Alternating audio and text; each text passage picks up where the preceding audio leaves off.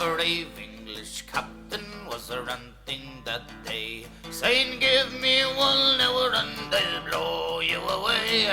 And a big monster bullet had stuck in his jaw, and he died and let poison for air in the bra.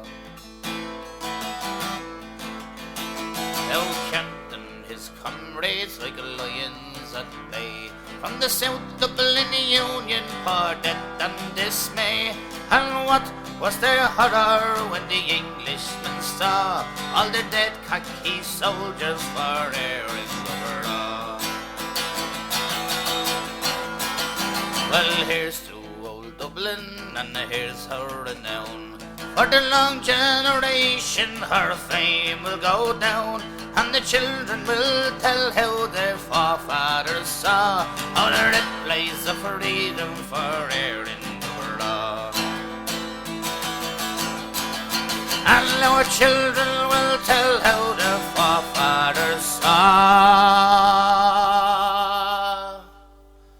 how the red blaze of freedom for air in the bra. Hi, my name is Niamh. This is my older sister, Ailbhe. I am Nuala Coffey, but my mother was Michael Malone. My father was Theobald Wolfe Tone Fitzgerald. And this is a little bit of history. My father took the Free State side. Okay. His brother Leo was killed. Fitzgerald Flats and Pier Street are called after him. And my mother's brother, Michael Malone, was killed in the Battle of Mount Street Bridge. Yeah. What first attracted Michael Malone to get involved in, nationalism? Well, the family grew up in it. Mm. I mean, I'm going back now way before 1916, 1898. Mm. The family, my father was born in 1898, that's why he was called Theobald Wolfe Tone, after the anniversary of Theobald Wolfe Tone. And Dev, the night before the rising, slept in their house. Now they have on the papers now, he said goodbye to his wife at home that morning. He didn't. He slept in my mother's house. Okay. He and Michael took off that morning to do it, and that's a fact.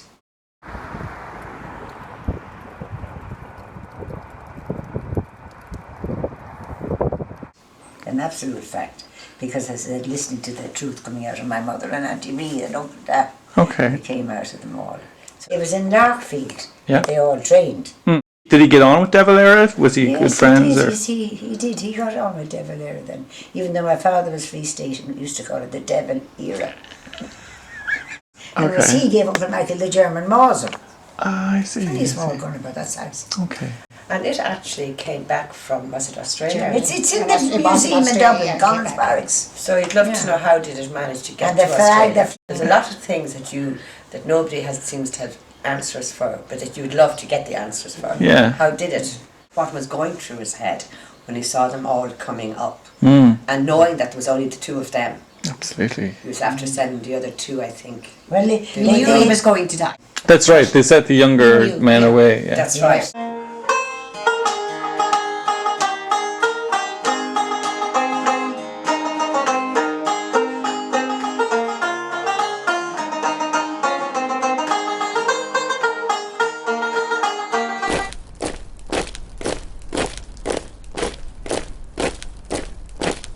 Michael Malone and Seamus Grace were holding this house.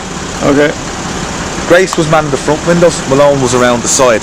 You met James Grace yourself. I did indeed. What kind of man was he? He was lovely. He blamed himself for leaving Uncle Michael. Well, you see, they used to have meetings, I think, in Parnell Square. There was a place in Parnell Square where all these would meet.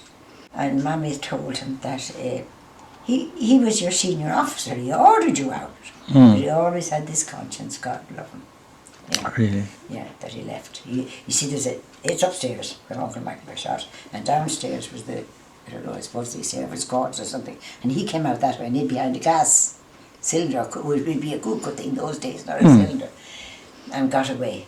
But he'd come and he was heartbroken because people thought that he left Uncle Michael, but he was ordered out. My mother said, "You were ordered out. You had to leave." Yeah.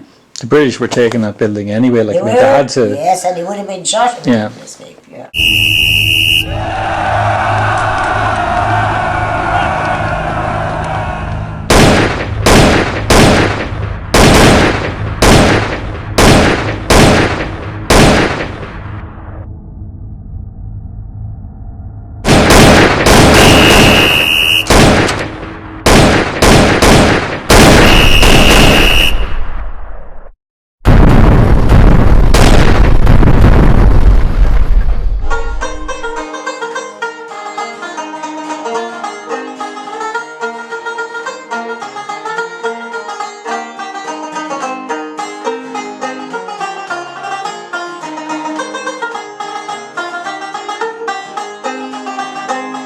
How did he become such a good marksman with a gun?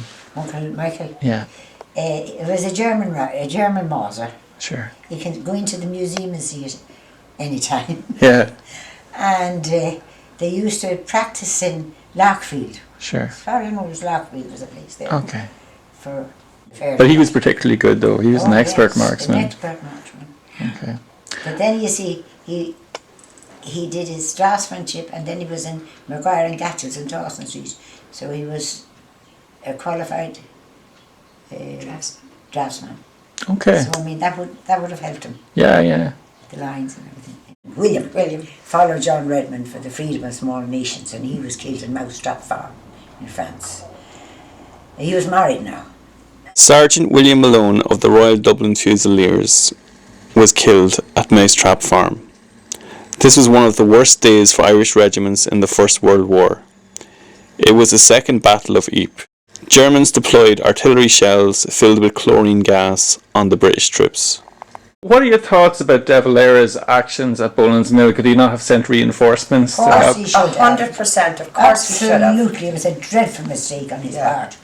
Bar that we were very proud of what he did and how would you say it, how much he loved being Irish. That really says it, doesn't it? Absolutely. You know. Okay. I'm so proud of his men that he didn't want them to die either. No. He wanted That's them why to he live ordered for Seamus Ireland. Grace out. Yes. I heard movements to the left and someone trying to turn the handle of the door. I fired through the panels of the door and I heard a rush of feet away from it. A few minutes afterwards I heard the crashing of glass and a door at the rear with steps leading into the back garden was burst open and some English troops rushed in. I had only time just to reload with a fresh clip. This I emptied at them.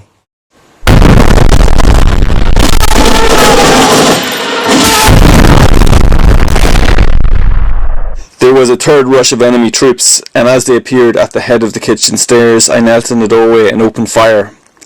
There was a crash of a volley from above, and afterwards I saw a few shouting, "Get him! Get him!" and it was in that volley that Michael Malone died.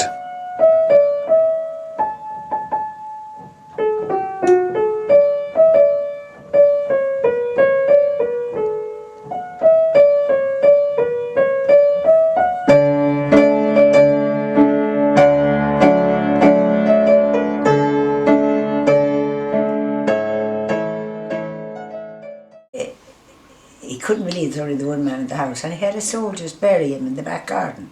Okay. Yeah, so he wasn't found. My mother had been wounded while carrying, his sister had been wounded while carrying dispatches at the College of Surgeons used to be. She was brought into Jervis. Sure. She was brought in there, and the doctor was saying, "These dreadful rebels." Okay. And left her. She said, "I'm up," and said, "I'm one of these dreadful rebels." Right. And they take an oath. And he left her lying there, bleeding. She was 18 or something, you know. And she probably looked younger.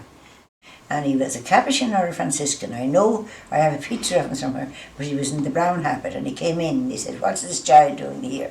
Well, he said, "I can't get the furnaces going." But he said, "Don't worry, I'll get the furnaces going." He said, "And I'll operate." And it was only then that they agreed to operate on my mother. Wow. They were that bitter. They really were in our country. So she wasn't available to identify. Oh, right, I see, yeah. So he was buried in the back garden. When she recovered from her wounds, Anya Malone identified Michael Malone by his teeth. And when she was well, she identified him by his teeth. Okay. When did she identify That was him? 1916, that would be 17 maybe. 17, okay. Yeah. Family get together. The 100th anniversary of the death of Michael Malone, who's related to these people here. His two sisters, Brigid and Anya Malone. Most of the people here are second cousins or third cousins at this stage. How do you feel today? I feel very proud. Proud of the fact that I suppose the family survived. There's a lot of people who haven't met before who met here today. I'm very proud of the fact that it was one of the biggest battles, I suppose, of 1916, and it showed the mettle of the men and the courage that they had. Niamh, could you tell me what's happening here today?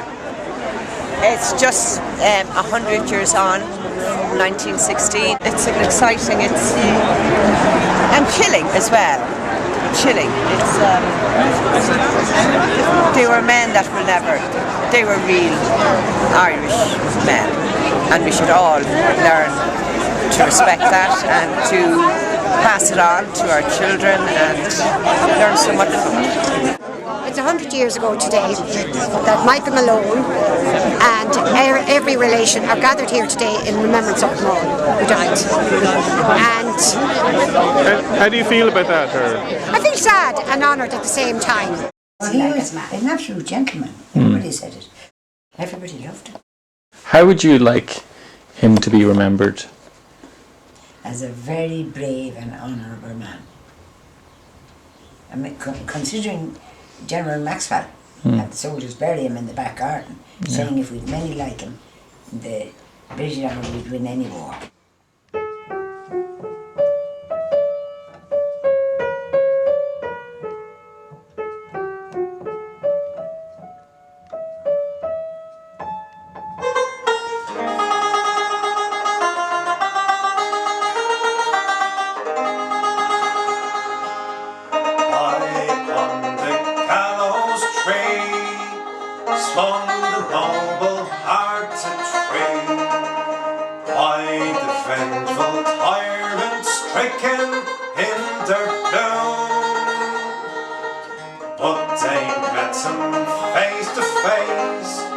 With the courage of their braves, and they went with souls undaunted to their doom.